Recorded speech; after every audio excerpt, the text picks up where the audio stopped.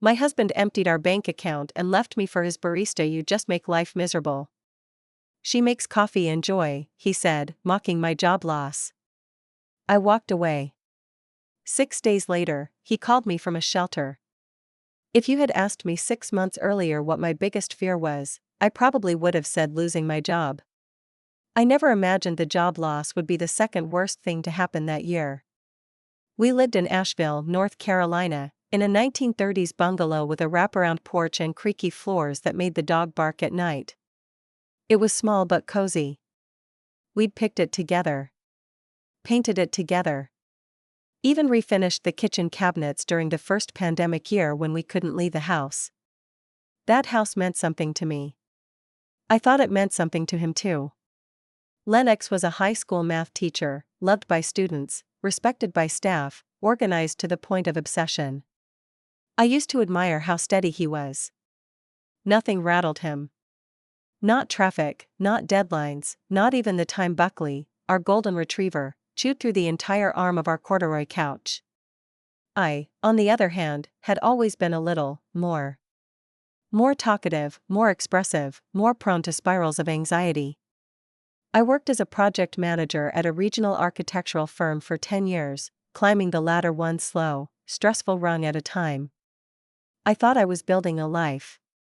I didn't realize I was outpacing my marriage. When the firm announced the restructuring in October, I saw the writing on the wall. I was laid off on a Thursday. I came home with a cardboard box full of desk plants, dry highlighters, and a coffee mug Lennox gave me on our 5th anniversary. He didn't even look up from his phone when I walked in. "Home early?" he asked. I stood there, the box heavy in my arms. "I got laid off." He nodded slowly, still scrolling. "Well, you were miserable there anyway." That was it. No hug. No, we'll get through this. Just an observation, like I'd told him the coffee was burnt. I spent the first week after the layoff trying to adjust, rewriting my resume, applying for jobs I didn't want, wondering if I should start freelancing. Lennox spent more and more time out of the house.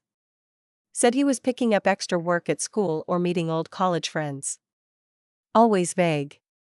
Always conveniently timed. He started showering at night instead of in the morning. Changed his phone password.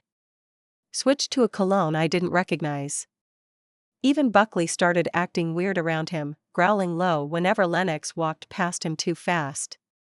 I knew something was off. But I was too exhausted to chase it.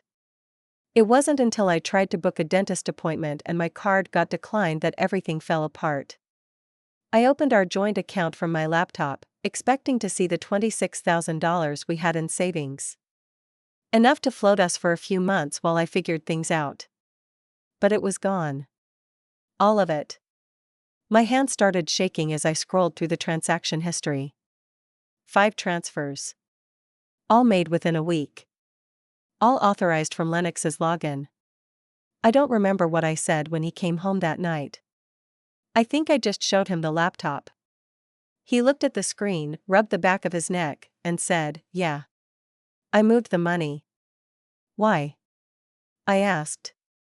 My voice barely worked. He shrugged. "Didn't think you'd need it. You're not working." That sentence sits with me even now. You're not working. Like that somehow made me less of a person. Less deserving. Less entitled to the life we built. "And you didn't think you should tell me?" "I didn't think you'd take it well." "You're damn right I didn't take it well." That was the only time I raised my voice. He sat on the edge of the couch and calmly explained that he'd met someone at the coffee shop he stopped by every morning before school. Her name was Isla. She was 27. She made really good cappuccinos and had a lightness about her. "She's just not mad all the time," he said. "You always feel like a job I'm behind on." "Isla doesn't make me feel like that." I had no words. There was nothing to say. I watched the man I married dismantle 14 years of marriage with 3 sentences and a side glance. I didn't cry until after he left. I didn't sleep for 3 days after that. I tried calling Isla once. Just once. I needed to hear her voice. To see what kind of woman could welcome a man into her life knowing he stole from his wife to do it. She didn't answer. Her voicemail was chirpy. She said something about her sunbeam Sundays and how everyone deserves espresso and affection. I nearly threw my phone across the room. But I didn't. Instead, I sat on the floor with Buckley, his head in my lap, and I cried so hard I thought I might never stop. Then, 6 days later, my phone rang. Unknown number. I almost didn't answer. But I did. Mira? His voice was hoarse. Raspy. Not at all like the man who left me for a barista with sunshine quotes. What do you want? I asked. He sniffed. I'm at the shelter. They took my wallet. Isla kicked me out last night. My mouth went dry. I've got nowhere to go. I didn't know who else to call. I stared at the ceiling. You called me? I said slowly. After you emptied our account and left me for a latte artist? She said I was too intense. Too much. She told me I had. I don't know. Luggage. I nearly laughed again. But this time it wasn't even bitter. It was just sad. You do have luggage, I said. Its name is consequences. He was silent. I have no one else, he whispered. I paused. And then I said something I didn't know I was going to say until it came out of my mouth. Call your barista. And I hung up. I didn't block the number. I didn't report the call. I just put the phone down and went back to folding the laundry. That moment, right there, it changed me. The next few days were quiet. Not just in the house, but in my head. No more running thoughts. No more imagined arguments. Just quiet. It wasn't peace. Not yet. But it wasn't pain either. I think it was the emotional equivalent of shock. That numb space after devastation where your body is still trying to figure out how to carry the weight of it all. I kept myself busy. Walks with Buckley in the mornings. Long, aimless drives around Asheville in the afternoon. I even went to the local library, a place I hadn't stepped foot in since we first moved to the neighborhood. I checked out a book I didn't read. I just wanted something, anything, waiting for me on the nightstand. The house was eerily still. His shoes were gone. His charger, his jacket, his special lemon ginger tea packets he used to hoard in the pantry, all gone. But his energy? That lingered like a smell that wouldn't lift. Sometimes I'd be washing dishes and catch myself waiting to hear his car door slam. Or I'd wake up at 2 a.m. expecting the creak of the floorboards as he padded into the kitchen for one of his late-night granola bars. Ghosts of routine. That's what they were. I didn't tell anyone right away. Not my sister in Durham. Not my coworkers, well, former coworkers. Not even Ava, my best friend from college who I used to tell everything to. Because the truth was, I was embarrassed. Deeply. Utterly. What do you say? My husband fell in love with a barista half his age and drained our bank account because I was unemployed for 3 weeks. It sounded like a tabloid headline. Not a life. But the silence wore thin.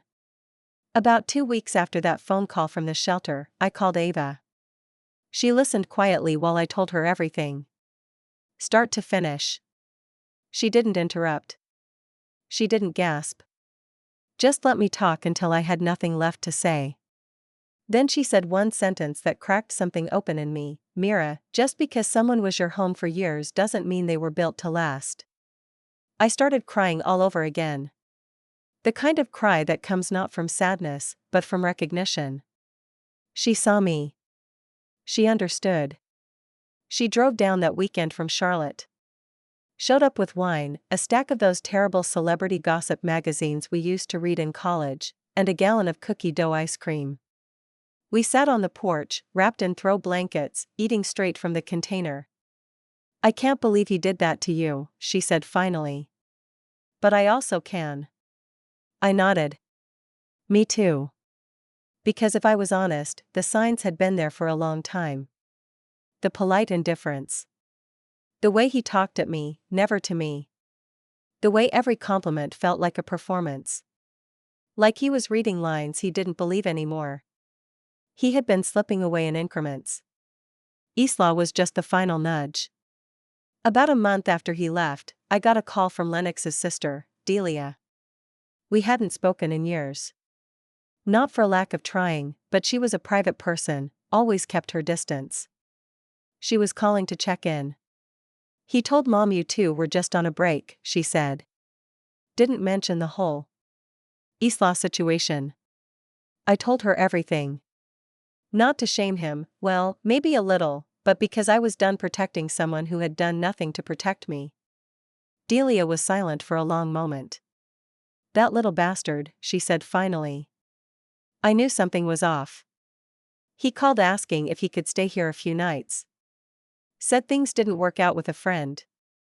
Didn't mention he'd wiped out your account and ran off with a damn barista. I could have cried again, but I didn't. She wired me $10,000 the next morning. Didn't ask. Just did it. I'm sorry, she said in the message. You didn't deserve that. No one does. It wasn't about the money. It was about someone acknowledging that what happened to me was real. That it was wrong. The first time since this mess began, I felt like I was on solid ground again. I started looking for work again. Not because I had to immediately, but because I needed purpose. Something that was mine. I picked up a consulting job from a guy named Alonzo who ran a small renovation company just outside of town. He'd seen my old portfolio on LinkedIn and needed help managing projects. I said yes before I could talk myself out of it. It was modest work. Mostly bathrooms and kitchen flips. But I liked it. Alonzo was kind. He asked about my ideas. He thanked me every day. He reminded me, without saying it, that my skills were valuable. That I was valuable. He never asked about Lennox. Never pried. But one afternoon, while we were walking through a gutted Craftsman off Marymount Avenue, he said quietly, "You carry grief like someone who's trying not to make it anyone else's problem." I didn't say anything. Just looked at him. Don't, he added. You're allowed to take up space. Life didn't get better overnight. There were still nights I couldn't sleep. Still mornings where I'd wake up and check the bank account just to make sure I hadn't imagined it all. Still moments where I'd see a couple at the grocery store sharing earbuds and wonder how people do it.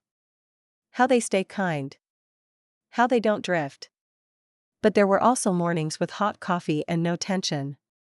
Afternoons where Buckley and I sat in the park for no reason other than sunshine. Phone calls with Ava that started as check-ins and ended with both of us laughing so hard we couldn't breathe. One night, while cleaning out the kitchen drawer, I found a receipt from the Perch, the coffee shop where Isla worked. On the back, Lennox had scribbled a note in his quick, slanted handwriting, "Back soon. Love you." The receipt was dated 2 days before he left. I stared at it for a long time. I didn't cry. I didn't rip it. I didn't burn it. I just slid it into the back of a file labeled Taxes and Docs and shut the drawer. Because that's all it was now. Paper. I settled into a new routine, one that was quieter, more intentional. I didn't realize how much of my life had been shaped around Lennox's schedule until I no longer had to shape anything around him. No more tiptoeing around his moods. No more pretending to be okay when I was drowning. No more "I'm fine"s at dinner while he nodded absently, already halfway out of the conversation. The space he left behind wasn't just physical, it was emotional, spiritual. For the first time in years, I had room to listen to my own thoughts. And I'll be honest, a lot of them weren't nice at first. There was rage, of course. A dull throb that flared up unexpectedly. Like when I'd see a couple arguing in the parking lot and want to shout, "At least you're fighting. At least you care enough to still fight." Or when I'd pass by the Perch and see Isla laughing behind the counter, sunlight catching in her hair, and I'd wonder if she had any idea of the destruction she helped set off. I'd watch her through the window sometimes, from my car. Not stalking, just trying to understand. She always looked so light. So unbothered. Like the kind of person who's never had to split her life into before and after. Maybe that's what Lennox meant by joy. Maybe he thought joy came from people who hadn't yet been broken open. But that kind of joy? It doesn't last. Real joy is what I started to find in small, unexpected places. The smell of sawdust at a worksite. The sound of Buckley snoring on the couch. An email from a client who said I saved their renovation after 2 contractors bailed. And then there was the day I finally saw Lennox again. It had been a little over 3 months since he left. I hadn't heard from him since the shelter call. No texts. No emails. Nothing. Until one Saturday, I stopped at the local farmer's market. Ava was visiting again, and we were picking up fresh bread and tomatoes for a dinner we planned to cook together. I saw him before he saw me. He was standing at a stall selling handmade soap. He looked thin. Like he'd lost weight, and not in the healthy way. His hair was a little longer.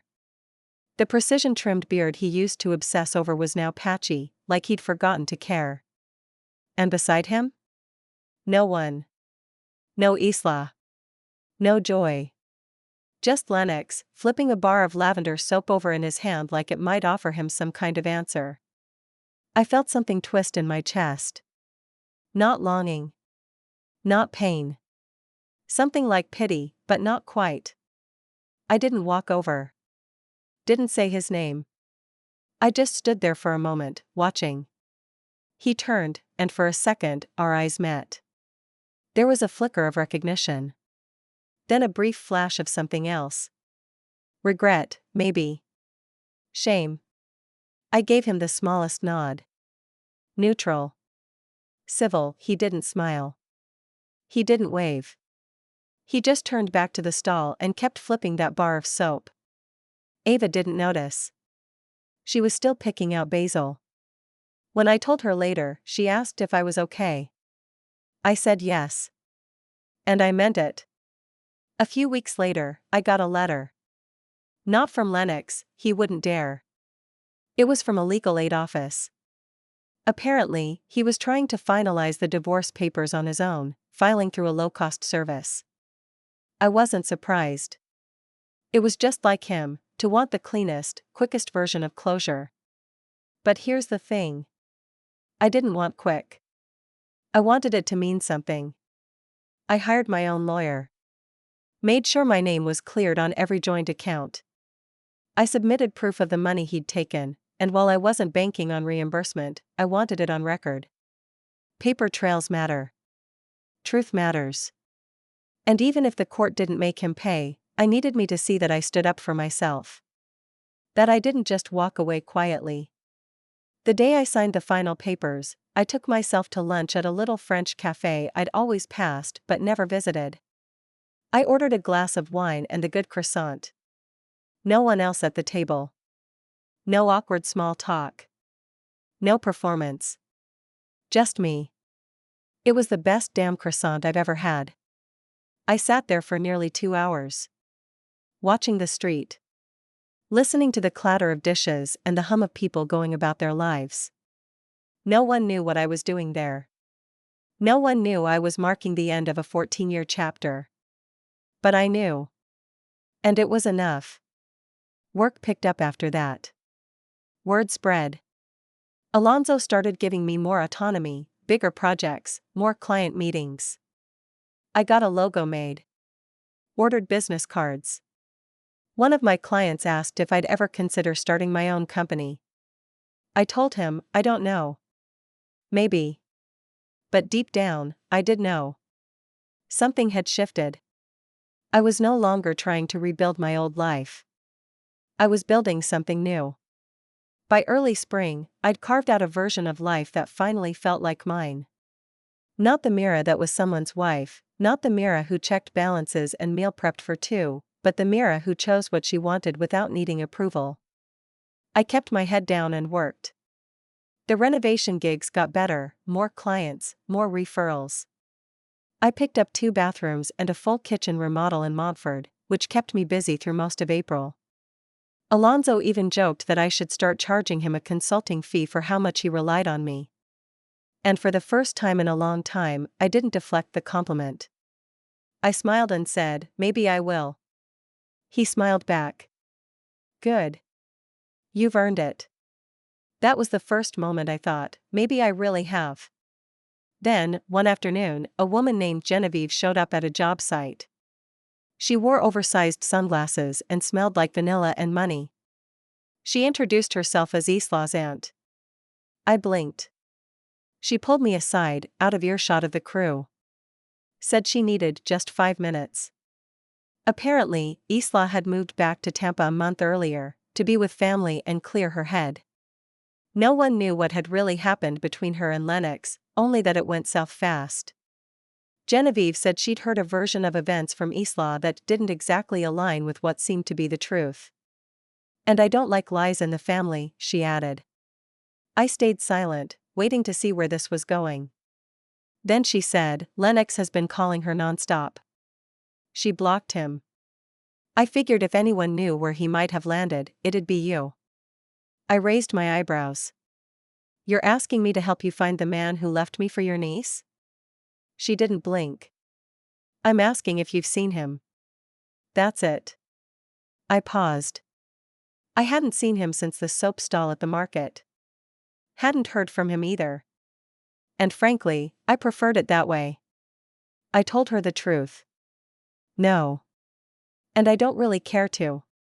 Genevieve studied me for a second. Then she nodded, businesslike.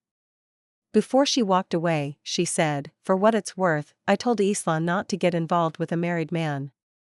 Told her she'd end up burned." I shrugged. Some lessons have to be learned the hard way. She hesitated, then said, "He's not doing well. Just so you know." I didn't ask for details. I didn't care. She left. And just like that, Isla was gone from my story. A footnote, really.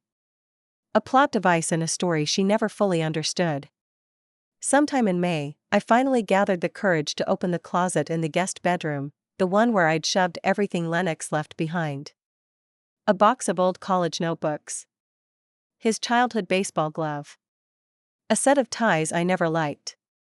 One of those stupid "World's Best Husband" mugs we got as a gag at our 3rd wedding anniversary party. I sat down in front of the box and just stared at it. Not out of sentimentality. Not even anger. Just curiosity. Who was this person I gave 14 years to? And how could he have been so present and yet so completely absent? I went through the box, item by item, before dropping almost all of it into a trash bag. I kept 2 things, a photo of us from our trip to Maine, where we'd gone whale watching and laughed so hard our stomachs hurt, and a short note he once left in my lunchbox, years ago, that said, "You are the best part of every day. Even the hard ones." I don't know why I kept those. Maybe to remind myself that not everything was fake. That some version of us existed once. But that version died long before he ever met Isla. I donated his clothes. I threw out the mug. I boxed up the last few reminders and labeled the container miscellaneous. Because that's all it was now.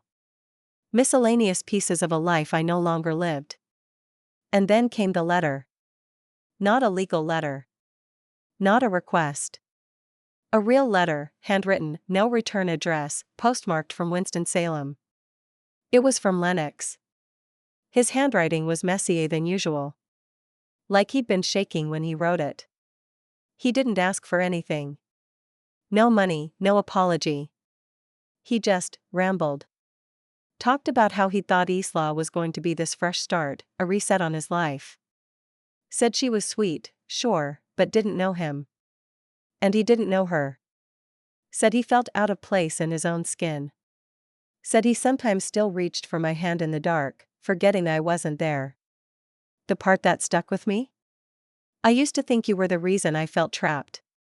But it turns out, I was just trying to escape myself." And I took it out on the one person who always stayed. I read the letter twice. Then a third time. Then I folded it neatly and tucked it into the same drawer as that coffee receipt. Not out of forgiveness, but because I wanted proof. Proof that I hadn't made it all up. That the betrayal was real, that the wound existed.